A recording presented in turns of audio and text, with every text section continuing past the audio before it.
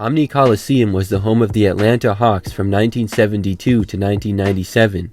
The Hawks had recently relocated from St. Louis to Atlanta in 1968. For the first few years there, they played in Georgia Tech's basketball arena, which was called Alexander Memorial Coliseum. This arena had a capacity of around 6,000, which was obviously very small, and the Hawks had plans to build a new arena. Construction on the Omni started in 1971, and it was opened the following season in 1972. In addition to the Hawks, the Atlanta Flames of the NHL also played there. The capacity here was just over 16,000, so about 10,000 more than what they had been playing when they first arrived in Atlanta. And when the arena first opened, it was considered an architectural marvel. From the outside, it looked very interesting, and I haven't really seen anything like it. The exterior was made of weathering steel which was covered in rust, and this was supposed to continue to rust and eventually form a protective seal. This was supposed to make it last a really long time. It was unique and looked kind of cool how they had such large windows in the corners, and the arena was located in downtown Atlanta. Inside the building, it was a fairly unique design, with the seats being at all sorts of different angles and the upper levels going up to different heights. The upper deck also didn't really hang over the lower level at all, and seats seemed to go back really far. In 1980, the Flames relocated, and so the Hawks didn't have to share with hockey anymore. However, many problems quickly started to arise about the Omni. The capacity of 16,000 really was not that much, and by today's standards, it would be the smallest arena in the NBA. It also lacked luxury boxes. The Omni had just 16 boxes and no club level. It lacked many amenities that were now becoming standard in NBA arenas, and the seating layout was just weird, with many seats really far away.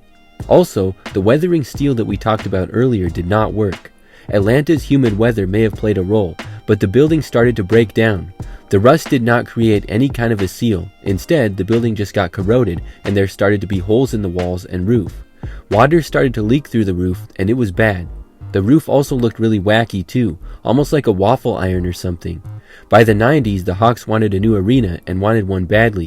In 1997, they moved out of the Omni and briefly played back in Georgia Tech Stadium and then the Georgia Dome while their new arena was being built. The Omni was demolished just a couple of months after it closed in July of 1997. For a stretch of 7 years from 1978 to 1985, the Seattle Kingdome was the home to an MLB team, NFL team, and NBA team at the same time. Being home to 3 different major sports at once makes things interesting and a bit weird. The Supersonics had played in Seattle Center Coliseum, which had opened in 1962, but at the time had a capacity of only 13,000. The Supersonics' contract with the city expired, and they wanted upgrades to the arena and more seats. However, when they could not get this, they moved into the Kingdome, which had more than enough space for them. This stadium was very new and had just recently opened 2 years prior in 1976 as an indoor multi-purpose domed stadium. For football, the capacity was 66,000, and for baseball, 59,000. For basketball, it was a whopping 40,000, much higher than their previous arena. And the arena quickly became one with the largest and loudest crowds. But this came at a cost, as it looked really weird and required a lot of work to be done. With there being so much extra space, a temporary sort of shell of about 5,000 seats was brought in around half the court. They also had to bring in scoreboards and speakers down to the court level, which was set up around the first base area of the baseball field. The rest of the seats they could use the existing ones. It looked really weird with all the open space, and some of the seats were extremely far away. There have been a number of other arenas with similar setups to this, and it always looks so wacky.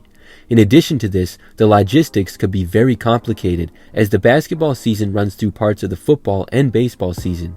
Obviously, 2 teams could not play at once, so scheduling was difficult. Sometimes they had to play home games in the Tacoma Dome because of it. The Supersonics won the championship in 1979, but over the years, attendance dropped and the arena was not liked by fans. Wanting to have their own arena again, they moved back into the Seattle Coliseum in 1985. The Kingdome continued being home to both the Mariners and Seahawks until both teams moved out in 1999, and in 2000 the stadium was demolished.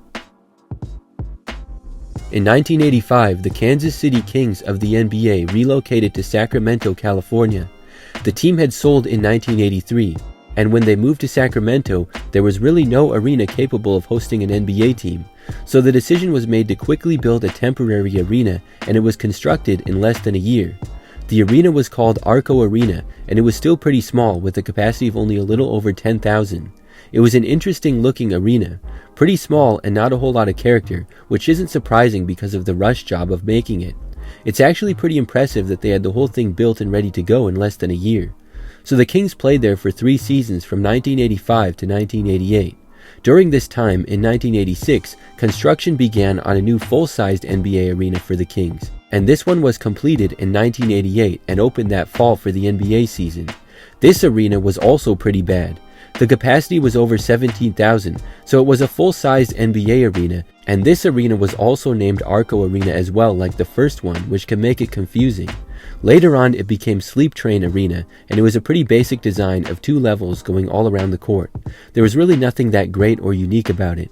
As it got older, the arena quickly became outdated and among the league's worst. By 2013, it was ranked the worst arena in the NBA. The concourses were small, the technology was old and outdated, and parts of the stadium were breaking, so both Arco Arenas are known as some of the worst in NBA history. The Kings ended up moving out in 2016, and in 2022, Arco Arena No. 2 was demolished. As for the first one, shortly after the Kings moved out in 1988, it was converted to office buildings, which it actually still is today. So it's kind of funny how the first arena, which was a rush job and only temporarily used, is still standing, and the actual official arena they built was torn down. Currently, the first Arco Arena is now the home of the California Department of Consumer Affairs. The Boston Garden was the home of the Boston Celtics from 1946 to 1995. However, the arena originally opened in 1928 as the home of the Boston Bruins of the NHL. It remained the home of the Bruins all the way until 1995 as well, so for many years the two teams shared. This was a very historic arena, but it was also very flawed. One of the biggest flaws was the fact that there was no air conditioning. During the winter time in Boston, that might not be a huge problem, but in the playoffs for basketball and hockey when the weather is warmer, it was a big problem. Obviously that made things bad for the fans and players. With the arena being so old, it also became very outdated and just weird and wacky. There were obstructed views, uneven surfaces, old technology, and had bad sound systems. Some seats started to break, and there were structural problems with the building as well in later years. As for the layout, it was kind of cool and pretty interesting. The capacity was almost 15,000, so it was also kind of small, and it certainly had a more intimate feel. It's cool how the upper deck gradually got higher as you go to the ends, and there were multiple levels of boxes above the upper deck. If you look past all the problems, the fans being that close to the action and the overall layout is pretty cool. But for the most part, with all its glaring problems, it was certainly one of the worst NBA arenas of all time. The Celtics and Bruins ended up moving out in 1995, and they both moved into Fleet Center, which is now called the TD Garden. They continue to both play there today. As for the Boston Garden, it was demolished in 1998. Another arena situation kind of similar to Seattle and the Kingdome was the Detroit Pistons at the Pontiac Silverdome. Prior to that, the Pistons played at Cobo Arena from 1961 to 1978. However, the capacity there was just 12,000, and the Pistons were unhappy with it. After not being able to get a new arena, they moved up to Pontiac to the Silverdome. This stadium had first opened in 1975 and was the home of the Detroit Lions of the NFL. When the Pistons moved in, they put the basketball court down in the corner of the football field. They used what permanent seats they could, and then they had to bring in a lot of temporary seats as well. With all the extra and open space, it just looked really weird. And the seats looked strange too, how they went up at weird angles in the corner and went way higher on one end. The capacity for basketball would be around 22,000 fans, which is a lot but not crazy. There were times when they could obviously fit a lot more fans and add many more seats if they needed them. They set some records back in the day, with an attendance of over 61,000 for a basketball game one time. For many of the obvious reasons, the stadium was not good for NBA though. Too much open space, lots of echoes, and it just wasn't designed for basketball. Also in 1985, the inflatable roof collapsed from snow, which ruined the basketball court.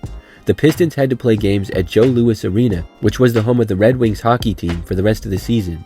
The Pistons played at the Silverdome for 10 seasons, from 1978 to 1988. In '88, the Palace at Auburn Hills opened, which was a new arena built for the Pistons, and they would go on to play there until 2017. As for the Silverdome, it remained the home of the Lions until 2001 when they moved out. After that, it hosted a few things here and there, but mostly sat abandoned for many years until it was demolished in 2018. Next is Smoothie King Center. This is a current NBA arena and the home of the New Orleans Pelicans. It opened in 1999 and has a capacity of 16,867, which makes it the smallest current arena in the NBA. Located right next to the Superdome, the arena features a fairly basic design from the outside and inside. There's a lower level of seats and an upper deck above that, and in the middle some boxes. This is pretty standard. However, this arena consistently ranks at the bottom of stadium rankings as either one of the worst or the worst in the NBA. The lower section of seats is pretty small compared to many other arenas, and the seats are said to be uncomfortable. They also do not have cup holders. It's also said to have a poor sound system and lack many amenities, and overall is just really outdated. When the arena was first completed in 1999, New Orleans did not have an NBA team but was hoping to get one. The first tenant of the arena was the New Orleans Brass, a minor league hockey team. In 2002, the Charlotte Hornets relocated to New Orleans, and they played in the new arena. Eventually, they changed their name to the Pelicans. The arena was actually renovated in 2013, which was mostly upgrades and updates to things like suites and video screens. However, this doesn't seem to be enough though, as the overall impression of the arena today seems to be small, old, outdated, and lame. The Pelicans will continue to play there for the foreseeable future, and we will see if more upgrades are made to Smoothie King Center. From 2001 to 2004, the Memphis Grizzlies played in the Memphis Pyramid. This arena first opened in 1991 as the home of the Memphis Tigers college basketball team. It obviously had a very unique design with it being a pyramid. After being a college basketball arena for 10 years, the Grizzlies of the NBA relocated from Vancouver to Memphis. Their first home arena in Memphis was the Pyramid. The capacity for basketball was almost 20,000, so that was good. The outside obviously looked pretty cool, and inside the ceiling was super high, but overall it didn't look that strange. However, it did not take long to realize that the arena was not up to NBA standards. The seating was cramped, the sightlines were poor, and it lacked suites and amenities. With the shape of the arena, it also caused high and steep upper deck seating. The locker rooms were also too small, and those needed to be renovated. The lighting was dim, and the Grizzlies quickly looked to replace the arena. In 2002, construction started on a new arena, and in 2004, the Grizzlies moved out of the Pyramid and into their new arena, FedEx Forum. With this new place, the University of Memphis also followed them to the FedEx Forum, leaving the Pyramid vacant. It hosted a few things here and there over the years, but was mostly empty until 2015. That's when a giant Bass Pro Shop store opened there, and it's still there today, which is a pretty unique and cool use for the Memphis Pyramid. The Cow Palace was the home to the Warriors of the NBA for 7 seasons. They played 2 stints there, one from 1962 to 1964, and the other from 66 to 71.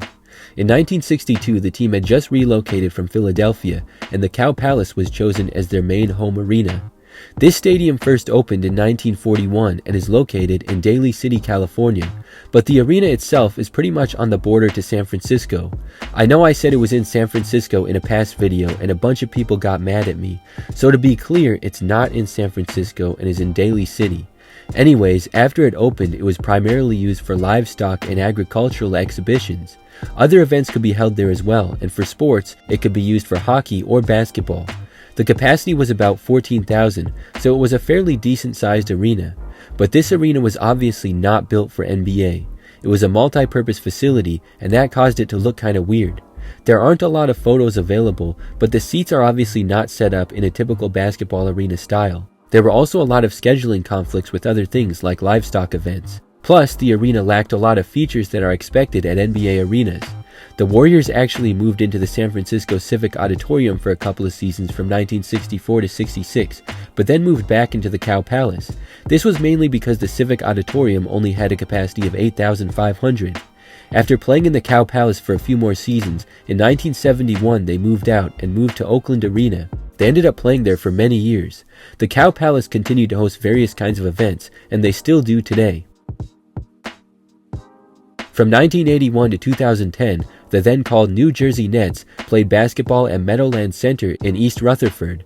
This arena first opened in 1981 and had a capacity of just over 20,000. It was first called Brendan Byrne Arena and then later renamed to Continental Airlines Arena and then Izod Center. A year after the Nets got there, the New Jersey Devils of the NHL began playing there as well. The two teams shared for many years. It had a good capacity, but aside from that, there really wasn't much good about it. The arena was pretty basic and boring, and then after a while became old and outdated as well. It was said to have bad sound quality, cramped concourses, and also very steep seating in the upper deck, and the large capacity would end up hurting them, as the arena rarely was full in the later years of it. By the 2000s, it was severely outdated and cramped. It consistently ranked at the bottom of polls and was called cold and dull by fans. It was also considered a nightmare with traffic to leave after the game, but to be fair, most stadiums are. The New Jersey Devils moved out in 2007, but the Nets continued to play there for a while. Finally, in 2015, the Nets moved out and became the Brooklyn Nets, which they're still known as today. As for the Izod Center, it closed in 2015. However, it's still standing and is now called Meadowlands Arena. Today, it is used as a private soundstage for musicians, as well as TV and film productions. It's common to use as a rehearsal space, so it's still in use, just not to the public. Finally, we have Los Angeles Memorial Sports Arena. This is an arena that has hosted many teams over the years. It first opened in 1959 and was home to both USC and UCLA basketball. And for the NBA, the Lakers played there from 1961 to 1967, and the Clippers from 1984 to 1989. It also hosted numerous other basketball teams and some hockey teams as well. It had a capacity of just over 16,000 and had a kind of unique look. There were 3 levels, but not really upper decks. Each level was elevated and behind the one in front of it, so the seats at the top back were really far away. With it hosting so many different sports teams over the many years, it lacked character and felt generic. It also became outdated fast, and was described by many as gloomy. The Clippers were the NBA team that played there the longest, but moved out in 1999. After that, USC continued to play there until 2006.